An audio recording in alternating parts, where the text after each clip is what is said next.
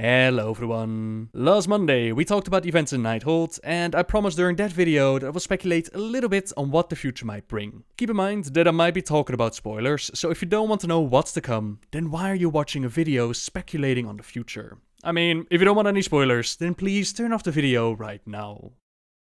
So, where to begin? Right now we're at the point of the story where the Nighthold has been conquered, Gul'dan has been defeated, and Illidan has returned. The Order Halls, they're going to band together and take on the Broken Shore, they're going to fight their way through the Tomb of Sargeras and try to seal the gateway created by Gul'dan, try to cut off those Legion reinforcements that are constantly pouring in. At BlizzCon, they already announced that we're going to go to Argus, which most likely means we'll see the Army of Light with Turellian and Illyria, but the way that we're going to get there is still unclear. Velen has ordered to repair the Exodar after the Legion attacked, and they are going home, they are going to go back to Argus, but I think it would be a little bit odd if all of us are going to be put into one single vessel, but it is one way of getting there. The Demon Hunters also have their ship that can travel, but there is another link established between Outland and Argus during the Illidan novel. They spend a whole lot of time in that book explaining what Illidan was trying to do, explaining how he set up that link, and all that's required is to empower it, and then we got our gateway ready to go. However we might make this trip, we are going to go to Argus, the stronghold of the Burning Legion, which brings us to the first mystery of today: who's going to be the end boss of Legion? The Avatar Sargeras, that's a boss in the Tomb of Sargeras, and so is Kil'jaeden. Apparently, he takes us into the Twisted Nether, so either we defeat him right there, or they're going to use Kil'jaeden again, they're going to place him on his throne on Argus, and have him as the final boss. Now say that we do take out Kil'jaeden before the whole Argus thing takes place, and we assume that our command is also truly defeated. That means that we've taken out 2 lieutenants, and only the leader is left standing, namely Sargeras. He has been described as powerful enough to cleave planets in two. He has killed the Pantheon, the Titans, pretty much our gods. Only one mortal in existence was ever able to wound him, at least as far as we know. This was Broxigar with the Axe of Cenarius, and he did a teeny tiny cut until he was impaled upon Sargeras' sword.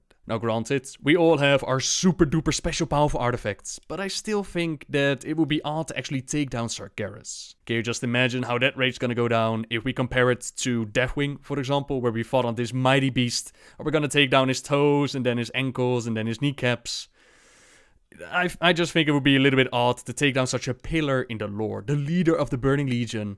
But who knows? Perhaps we can show him that his greatest fear, a planet with a slumbering world soul infected with the old gods, that such a planet can produce more than just ultimate destruction to the universe. That the champions that come from Azeroth are not actually his enemies, but powerful allies that could stand with him against the real enemy of the universe, namely the Void Lords. It's actually funny that Legion itself is more difficult to predict as to how it's going to end, who's going to be the end boss, and what are they gonna do with the artifacts. Now when talking about the next expansion, the next story that they're going to tell, if we take away all the random possibilities, like what they did with Warlords of Draenor or with Mr. Pandaria, something like that is just very hard to predict. If we go with what's most likely going to happen next, then the story will pitch us against the powers of the Void.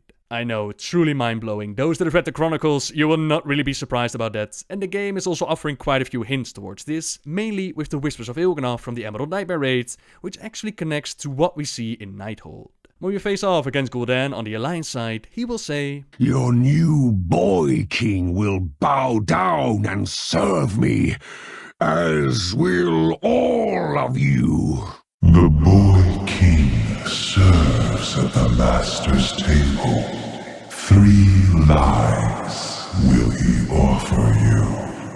There was a bit of speculation when we just had Il'gynoth with his whispers as to who this boy king is, but to have Gul'dan repeat it, I don't think that's just coincidence. So if his Alliance specific line hints at the future, does the Horde one do the same? "In the end, death will inherit this world, and she will be waiting.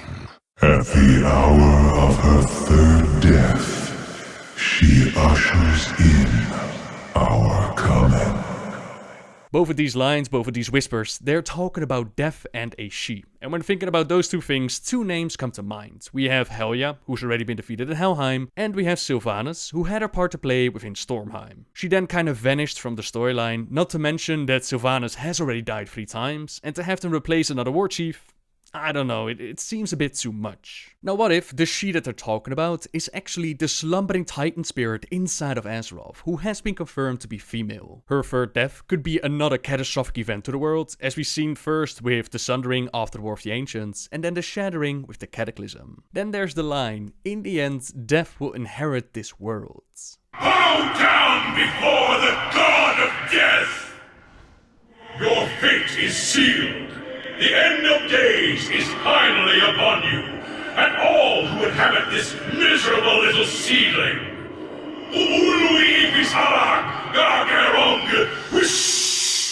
Yogg-Saron, the proclaimed god of death. He's been shown to be active within Ulduar during the Legion pre-event, but we joined MacLeod Bronzebeard as he explains that he now speaks for the Titan spirits. Around the Cataclysm, MacLeod used a Titan ritual to communicate with the land, but instead he became one with it and he turned into a crystal. And now with Legion he's back and he's talking for the spirit inside the planets. Her heart is a crater, and we have filled it. The King of Diamonds has been made a pawn. Dwarves actually used to be Earthen before the Curse of Flesh hit them, a curse designed to weaken the Titan creations and make them more vulnerable to the old god's corruption. A similar thing has happened with, for example, the Mechanomes and the Vrykul. Flesh is his gift. He is your true creator.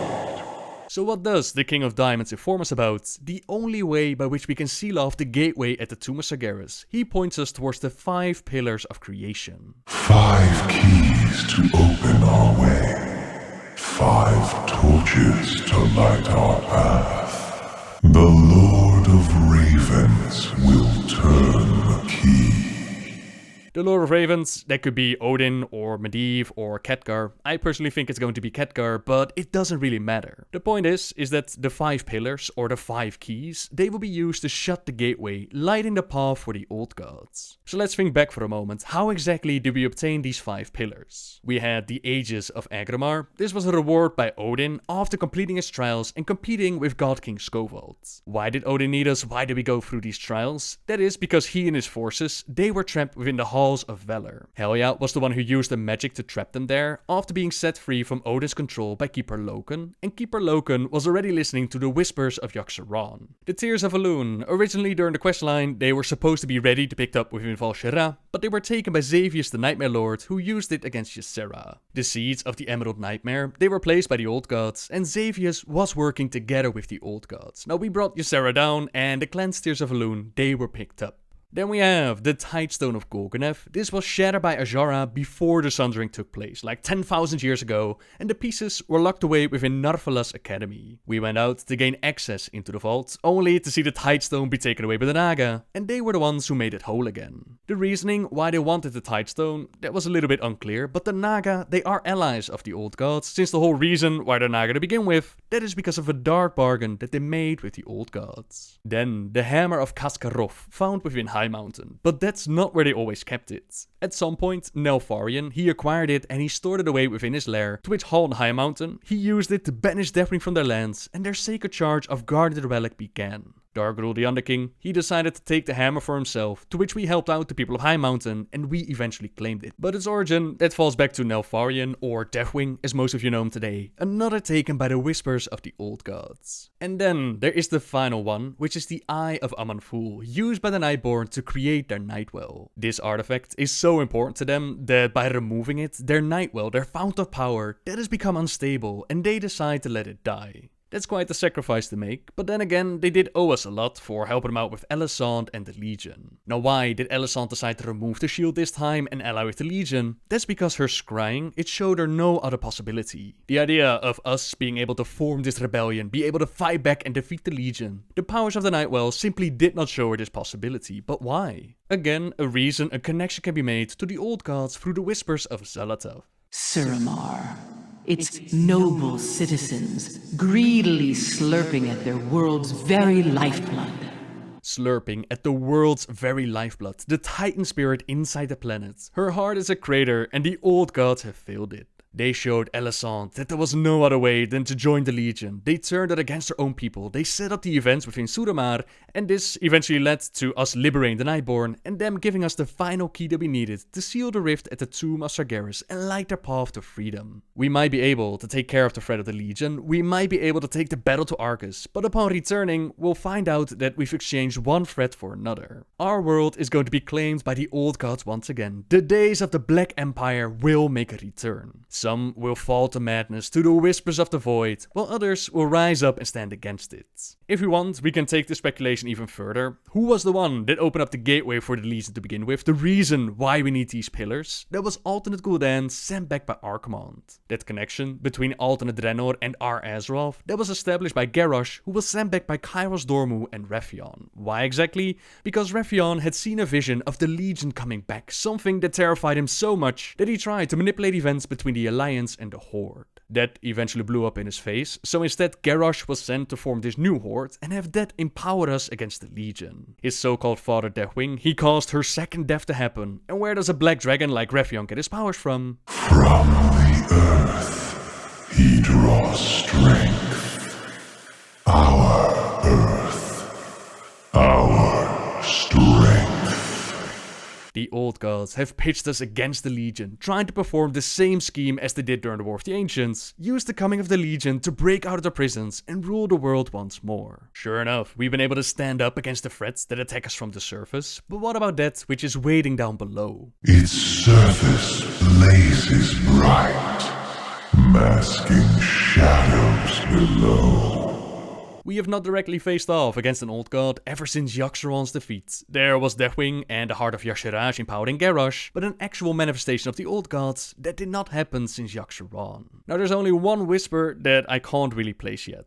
To find him, drown yourself in the circle of stars. To find him, and I didn't even know that we were looking for someone. Is this the last old god N'Zoth that they're talking about? Now some notice that the pattern in the Chamber of the Guardian, where all the pillars are being kept, that pattern looks a lot like a circle of stars, so maybe it's connected in that way? I'm not exactly sure, but I think this is what the story is hinting at. We're going to join Illidan and Maiev and all our forces, we're going to go to the Tomb of Sargeras, we're going to go into Argus, and we'll possibly have kill Jaden as an emboss or maybe Sargeras. I hope it's not the last option. I'm hoping that we can either make him see that we can be powerful allies, or perhaps his worst nightmare is going to become a reality. Imagine the slumbering titan inside of Azeroth said to be more powerful than Sargeras, that one wakes up and takes him on, half corrupted and malformed by the old gods, and half beautiful and powerful. Oh man, that would be a sight to behold. Either way, the story will then shift into us accidentally setting the old gods free. Death has inherited this world, a world taken over by the Black Empire, and opens our eyes to the truth of it all. This expansion would then revolve around claiming our planet back from the old gods, like the Titan Keepers has done so many years ago. We could see the other side of the planet hinted at during BlizzCon. There could be Azora, the Naga, a couple of islands, maybe Kal-Taras with Jaina back in the story. There could be N'Zoth and the old gods, possibly even Nyalotha, whatever that dimension might be. Those would be the forces to be faced on Azeroth, but like I said, it opens our eyes to the grim reality that yes, the Burning Legion is a great threat, and yes, the old gods are also pretty damn bad, but there's something even worse out there. These old gods that have been giving us so much trouble, yet they're actually just minions sent out by the real threat, sent out by the Void Lords. Zera, Light's heart, also knows this, and has shown Illidan a vision in which he flies above the battlefield, infused with the powers of the light, leading an army against the Void. Who's to say what kind of creatures and races the Army of Light has gathered by now, but I imagine that Arator's dream of Turellian, his father dying, that is going to become a reality. Illidan might take up that role as leader as he's seen in that vision, and we will eventually join that Army of Light in that massive war against the Void Lords. This will perfectly open up the way for the Great Dark Beyond to become another expansion, where we can visit different planets, different cultures, and different races. The Ethereals, for example, they could be a great race to be added in this expansion. Imagine their storyline, their origin story fighting against Dimensions and the Void, the reason why they look as they do today. That would be a great starting zone to kick off such an expansion. We could save the planets previously conquered by the Legion, we could visit all those backstories that they've given to the artifacts that could actually be shown in game, and we could add those races to our troops, to our army. We could inform them about the darkness that's out there, and together we march on until one day in the far, far future, we will eventually see the comic with Anduin and Velen that will become a reality. The final battle is upon us, and keep in mind that that it doesn't have to take that long for Anduin to grow this old. Keep in mind that the further down you go into Twisted Nether, the deeper you go in there, time doesn't exactly work the same as it does on the outside. So it could be that 1 year on the outside is 10 for Anduin, for example. But that is way into speculating. But anyways, we've seen Anduin fully grown into the role as leader, and perhaps he's going to take over from Illidan, maybe leading a different branch of the army, but that is how the story could go. Now you might be wondering, is this all the story that's left? And not really, they can keep the story going for as long as they want. There's the Lich King story arc that could be built further upon, there's the Mist of Pandaria option as in they build an expansion out of very little, there's the idea that the Twisted Nether transcends realities, and we also have the Infinite Dragonflight still out there with alternate timelines or time travel. I'm not a personal fan of those options, but it is very possible. Like I said, they can keep the story going for as long as they want, but this is where I'll end my speculation for now. Hopefully I was able to make a few connections, give a little bit of insights, and of course by all means let me know what you think in the comments down below. Where do you see the story going, or where do you want to see the story going? We've had some awesome comments in the past, I can't wait to read them. Right then, thank you very much for watching everyone, subscribe if you like my videos, leave a like if you enjoyed this one, and until next time guys. See ya! The god of the deep writhes in his prison, breaking free ever so slowly. You should hurry and defeat the fallen titan. There are greater battles yet to fight. Almost completely gone, as if it never existed. But the rift is deep and vast, and somewhere down there it stirs. Something has changed. The last prison weakens. We must prepare.